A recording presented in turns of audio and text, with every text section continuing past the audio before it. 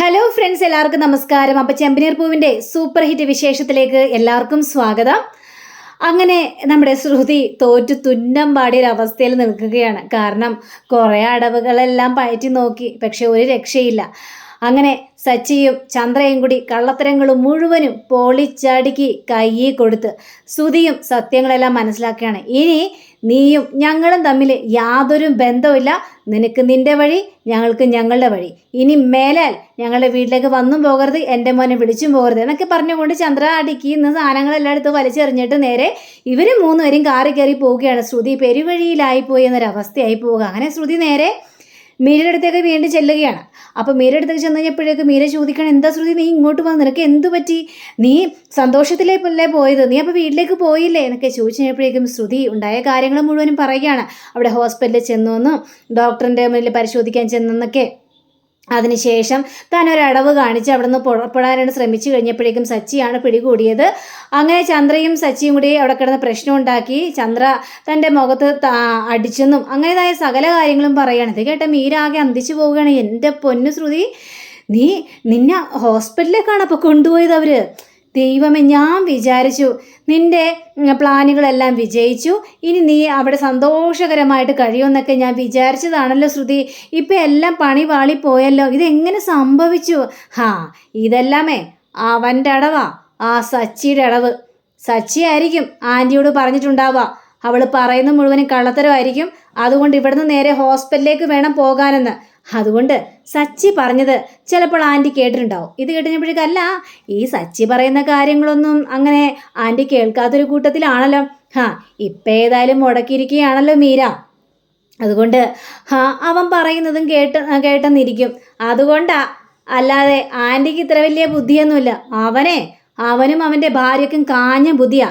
എപ്പോഴും എൻ്റെ പിന്നാലെ തന്നെയാണല്ലോ. അവനല്ലേ ആ ബീരാനിക്കയെ ആ വീട്ടിലേക്ക് കൂട്ടിക്കൊണ്ട് വന്നത്. അല്ലായിരുന്നെങ്കിലോ ഞാൻ അവിടെ തന്നെ കഴിയേണ്ടവളായിരുന്നില്ലേ?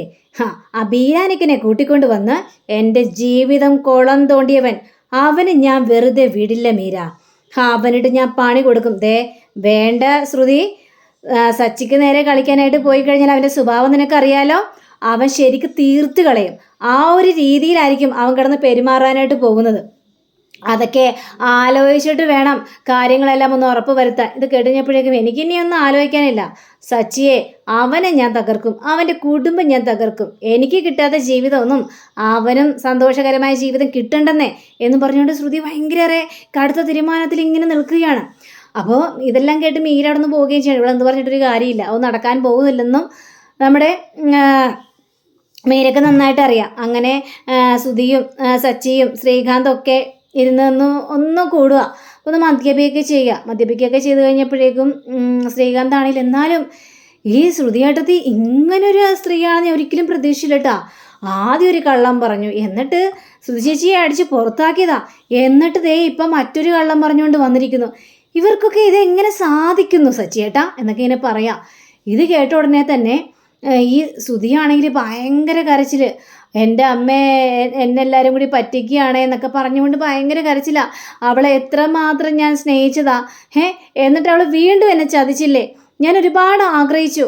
അവൾ ഗർഭിണിയാണെന്ന് പറഞ്ഞു കഴിഞ്ഞപ്പോഴേക്കും ഞാൻ ഒരുപാട് സ്വപ്നം കണ്ടു. എടാ സച്ചി, ശ്രീകാന്തേ, നിനക്കറിയാമായിരുന്നടാ. ഞാൻ സ്വപ്നം കണ്ടത് എന്താണെന്നറിയാമോ? എൻ്റെ കുഞ്ഞിനെ ഞാൻ കയ്യിലെടുത്ത് താലോലിക്കുന്നതൊക്കെ ആയിട്ടാണ് ഞാൻ സ്വപ്നം കണ്ടത്.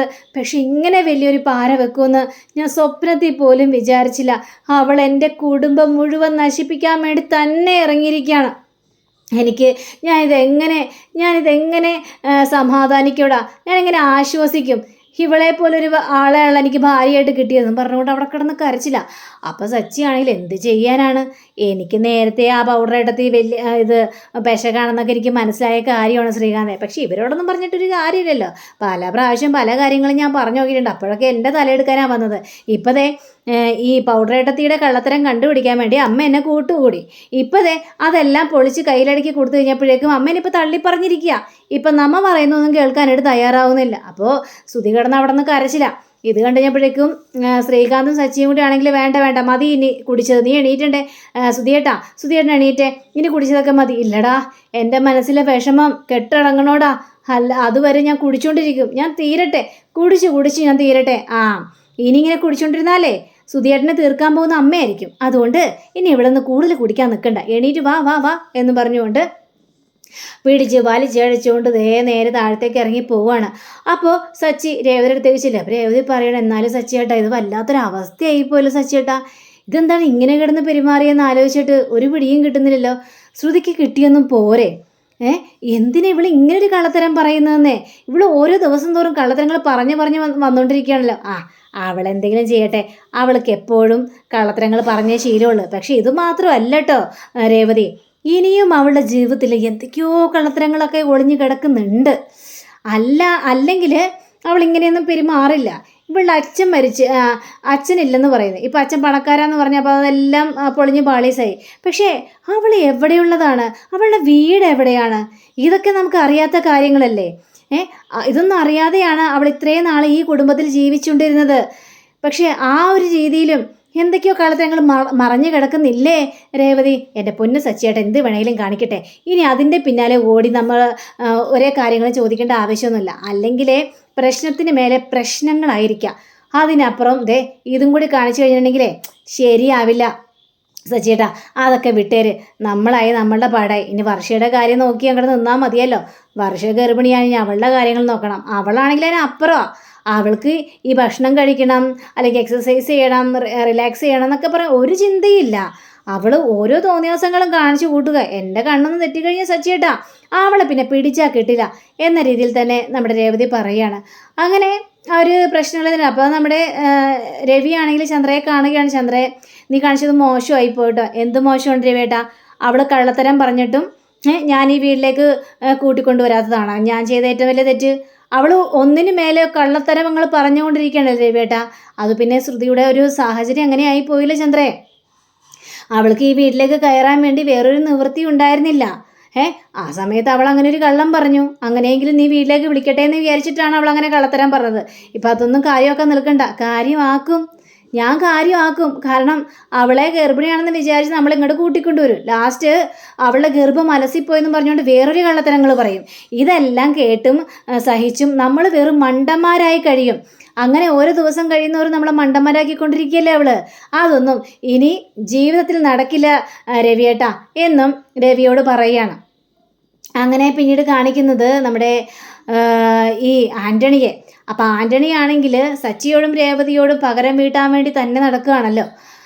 അപ്പോൾ ആൻ്റണി ആ വഴി കൂടി വരുന്ന സമയത്ത് രേവതിയെ കാണുകയാണ്. രേവതിയുടെ വണ്ടി ഇരിക്കുന്നതും കാണുകയാണ്. അപ്പോൾ രേവതി മെഡിക്കൽ സ്റ്റോറിൽ നിന്ന് നമുക്കിവിടെ വർഷയ്ക്ക് വേണ്ടിയുള്ള മെഡിസിനെല്ലൊക്കെ മേടിക്കാനുള്ള തയ്യാറെടുപ്പാണ്. അങ്ങനെ മെഡിസിനെല്ലാം മേടിക്കുക. അപ്പോൾ ഇവൾക്കിട്ടൊരു പണി കൊടുക്കണമല്ലോ എന്നൊക്കെ വിചാരിച്ചുകൊണ്ട് ആൻ്റണി അങ്ങനെ തന്നെ അവിടെ നിൽക്കുകയാണ്. നിന്ന് കഴിഞ്ഞപ്പോഴേക്കും രേവതി വരികയാണ്. രേവതി തുറിച്ചൊന്ന് ആൻ്റണിയെ നോക്കുകയാണ്. എന്താ എന്ന് വെച്ചപ്പോഴേ ഒന്നുമില്ല, എങ്കിൽ പിന്നെ അങ്ങോട്ട് മാറ്, ഞാൻ വണ്ടി എടുക്കട്ടെ. മാറിയില്ലെങ്കിലോ നിങ്ങളോട് ഞാൻ എൻ്റെ വണ്ടിയിൽ നിന്ന് കൈയെടുക്കാനാണ് പറഞ്ഞത്. എനിക്ക് പോകണം എന്ന് പറഞ്ഞപ്പോൾ നിന്നെ വിട്ടില്ലെങ്കിലോ? അങ്ങനെ വിടാൻ എനിക്ക് മനസ്സില്ല. എടോ മാറടോ പറഞ്ഞപ്പോൾ ഇല്ല. ഓഹോ, നീ അപ്പം അത്രയ്ക്കും ധൈര്യമായി നിനക്ക്? അങ്ങനെയാണെങ്കിൽ ഒന്ന് കാണണമല്ലോ എന്ന് പറഞ്ഞുകൊണ്ട് വീണ്ടും വണ്ടി കയറി ഇങ്ങനെ പിടിക്കുക. പിന്നീട് നമ്മുടെ രേവതി ഒന്നും നോക്കിയില്ല, പേര് വഴി വെച്ച് തന്നെ ആൻ്റണിയുടെ കാരണം നോക്കി രണ്ട് പൊട്ടിക്കുകയാണ്. മനസ്സിലായല്ലോ താൻ എന്താ വിചാരിച്ചത്? എന്നെ തടഞ്ഞു കഴിഞ്ഞാൽ ഞാൻ തിരിച്ചൊന്നും ചെയ്യില്ലെന്നോ? അതൊക്കെ തന്നെ വെറും തോന്നലാടോ ആൻ്റണി എന്നും പറഞ്ഞുകൊണ്ട് ഈ രേവതി വണ്ടി എടുത്തുകൊണ്ട് പോവുകയാണ്. അപ്പോൾ ഈ ആൻ്റണിക്ക് വന്ന കാലി, ഇവളെയും തീർക്കും, ഇവളെ കെട്ടിയോനെ ഞാൻ തീർക്കും, എന്നെ തകർത്തിട്ട് ഇവളൊക്കെ സുഖമായിട്ട് ജീവിക്കാമെന്ന് വിചാരിച്ചല്ലേ? എനിക്കറിയാം ഇവരൊക്കെ എങ്ങനെ തീർക്കേണ്ടെന്ന്, എനിക്ക് ശരിക്കും നന്നായിട്ട് അറിയാം എന്ന് ആൻ്റണി കടുത്ത തീരുമാനങ്ങളെല്ലാം എടുക്കുകയാണ്.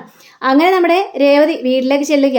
അപ്പോൾ വീട്ടിലേക്ക് ചെന്ന് കഴിഞ്ഞപ്പോഴേക്കും നമ്മുടെ രേവതി ആണെങ്കിൽ സച്ചിയേട്ടാ എന്നൊരു സംഭവം ഉണ്ടായി. സച്ചിയേട്ടാ സംഭവമോ? എന്താ സംഭവം രേവതി? അതേ, ഞാൻ മെഡിക്കൽ സ്റ്റോറിൽ നിന്ന് മരുന്ന് മേടിച്ചുകൊണ്ടിരിക്കുകയായിരുന്നേ. ആ സമയത്ത് ആൻ്റണി വന്നു. ആൻ്റണിയോ? എന്തിന്? കേക്ക്. ആൻ്റണി വന്നിട്ടേ എൻ്റെ സ്കൂട്ടർ അങ്ങോട്ട് തടഞ്ഞു. സ്കൂട്ടർ തടഞ്ഞപ്പോഴേ എനിക്കരിശം വന്നു. ഞാൻ ആൻ്റണിയോട് പറഞ്ഞേ സ്കൂട്ടറിൽ നിന്ന് കൈ എടുക്കടാന്ന്. അവൻ പറഞ്ഞ് കൈ എടുക്കില്ലെന്ന്, നിനക്ക് ചെയ്യാൻ പറ്റുന്ന ചെയ്യാൻ പറഞ്ഞു. ഞാനെന്ത് ചെയ്തെന്നറിയാവോ? എൻ്റെ കൈ പൊക്കി അവൻ്റെ കാരണം നോക്കി ഒറ്റ അടി അടിച്ചു. എങ്ങനെയുണ്ട് തമാശ? കൊള്ളാം അല്ലേ? ഇതാണ് ഇന്ന് നടന്നത് എന്നും പറഞ്ഞുകൊണ്ട് രേവതി കൂസലായിട്ട് ഒരു കൂസലില്ലാതെ നേരെ അകത്തേക്ക് കയറി പോവാണ്. അപ്പോൾ സച്ചി ആണെങ്കിൽ അന്തം വിട്ട കുന്തം പോലെ ഇങ്ങനെ നോക്കി നിൽക്കും. ഇവള് എന്തൊക്കെയാണ് പറഞ്ഞിട്ട് പോകുന്നത്? ആൻ്റണിയെ ഇവള് തല്ലിയെന്നോ? ശേ, അല്ലെങ്കിൽ ഇവള് സ്വപ്നം കണ്ടാണ്, ഇപ്പോൾ പറഞ്ഞത് തമാശയായിരിക്കോ? ഒട്ടും വിശ്വസിക്കാനായിട്ട് പറ്റിയില്ല. അങ്ങനെ ആൻ്റണി കലിമൂത്തൊരവസ്ഥ നിൽക്കുക. അങ്ങനെ ആൻ്റണി നമ്മുടെ ശ്രുതിയെ വിളിക്കുകയാണ്. ശ്രുതി വിളിച്ച് കഴിയുമ്പോൾ ആൻ്റണിയെ കോളുണ്ടായപ്പോൾ ശ്രുതി പേടിച്ചു പോയി. അപ്പോൾ എന്തിനാ ആൻ്റണി ഇപ്പം എന്തിനാ എന്നെ വിളിച്ചത് എന്ന് ചോദിക്കുകയാണ്. അതെ, എനിക്ക് ശ്രുതിയുടെ ഒരു ഹെൽപ്പ് വേണം. ഇനി ഹെൽപ്പോ? എന്ത് ഹെൽപ്പ്? എനിക്ക് ഹെൽപ്പൊന്നും ചെയ്യാൻ പറ്റില്ല. ഹെൽപ്പ് ചെയ്യാൻ പറ്റില്ലേ? ഹെൽപ്പ് ചെയ്യാൻ പറ്റില്ലെങ്കിൽ കാര്യങ്ങളെല്ലാം അറിയാലോ. ദേ, പറയേണ്ട കാര്യങ്ങളൊക്കെ ഞാൻ എല്ലാവരോടും ചെന്ന് പറയും. പിന്നെ ശ്രുതി ഇപ്പം ആ വീടിന് പുറത്താണെന്നൊക്കെ എനിക്കറിയാം. പക്ഷേ ശ്രുതി യഥാർത്ഥത്തിൽ ആരാണ്, ശ്രുതിയുടെ ജീവിതകഥ മുഴുവനും എനിക്ക് നന്നായിട്ട് തന്നെ അറിയാം. അത് ആരിൽ നിന്നാണ് ഞാൻ മനസ്സിലാക്കിയതെന്ന് ഞാൻ പറഞ്ഞു തരേണ്ട ആവശ്യമൊന്നുമില്ലല്ലോ. അതൊക്കെ അറിയേണ്ട കാര്യങ്ങൾ തന്നെയാണ് എൻ്റെ ശ്രുതി. നിനക്കിപ്പോൾ എന്താ വേണ്ടത് ആൻ്റണി? അതായത് എനിക്ക് സച്ചിയെ അവനെ ഇല്ലാതാക്കണം. അതിനുവേണ്ടി എനിക്ക് ശ്രുതിയുടെ ഹെൽപ്പ് കിട്ടിയേ മതിയാവുള്ളൂ. ഞാനിപ്പോൾ എന്ത് ചെയ്യാനാ? അതായത് സച്ചിയുടെ വണ്ടിയുടെ ബ്രേക്കില്ലേ, അതങ്ങാട് അഴിച്ചു വിടണമെന്നും പറയുകയാണ്. ഇത് കഴിഞ്ഞപ്പോഴേക്കേ എന്നെക്കൊണ്ടൊന്നും പറ്റില്ല, ഞാനിതൊക്കെ എങ്ങനെ ചെയ്യാനാണെന്നൊക്കെ ചോദിച്ചപ്പോഴേക്കും അത് ശ്രുതിക്ക് പറ്റും, ശ്രുതിയെ കൊണ്ടേ പറ്റുള്ളൂ. ശ്രുതി വിചാരിച്ചു കഴിഞ്ഞാൽ നടക്കാത്ത കാര്യമാണോ? ശ്രുതിക്കും സച്ചിയോട് വൈരാഗ്യമില്ലേ? ശ്രുതിയുടെ കുടുംബം തകരാനുള്ള കാരണം അത് സച്ചിയല്ലേ? ചില കള്ളത്തരങ്ങളെല്ലാം പൊളിച്ചടുക്കി കൈ കൊടുത്തത് അത് സച്ചി തന്നെയല്ലേ? അപ്പം അവനോട് തീരാത്ത വൈരാഗ്യം ശ്രുതിക്കില്ലേ? അപ്പം ശ്രുതിയെ കൊണ്ട് ഇങ്ങനൊരു കാര്യം ചെയ്യാൻ സാധിക്കും. സച്ചി ഇല്ലാതായി കഴിഞ്ഞാൽ പിന്നെ ശ്രുതിക്ക് യാതൊരു കാരണവശാലും പേടിക്കേണ്ട ആവശ്യമില്ല. പിന്നെ ആ വീട്ടിലേക്ക് നിഷ്പ്രയാസം കയറി ചെല്ലാം, സുഖമായിട്ട് ശ്രുതിയോടൊപ്പം കഴിയുകയും ചെയ്യാം. ഞാൻ പറയുന്ന കാര്യങ്ങളെക്കുറിച്ചൊന്ന് ചിന്തിച്ച് നോക്ക്. അപ്പം ശ്രുതിക്ക് ശരിക്കും ബോധ്യമാകും എന്ന് പറഞ്ഞിട്ട് വെക്കുക. ശ്രുതി ആകെ ടെൻഷനിലാണ്. ആൻ്റണി പറഞ്ഞ കാര്യങ്ങളും ശരിയാണെന്ന് ശ്രുതിക്ക് മനസ്സിലായി. സച്ചി അവസാനിച്ചു കഴിഞ്ഞാൽ പിന്നെ ശ്രുതിക്ക് നിഷ്പ്രയാസം ആ വീട്ടിലേക്ക് കയറി ചെല്ലാമെന്നുള്ളൊരു ചിന്ത ശ്രുതിയുടെ മനസ്സിലുണ്ട്. അപ്പം ഇനി കാണാൻ പോകുന്നത് അടിപൊളി രംഗം തന്നെയാണ്. അപ്പം ആ അടിപൊളി രംഗത്തിന് വേണ്ടി എല്ലാവരും കാത്തിരിക്കണേ. അപ്പം എല്ലാവർക്കും നല്ലൊരു ശുഭദിനം ആശംസിച്ചുകൊണ്ട് തന്നെ നമസ്കാരം. Thank you. See again. By.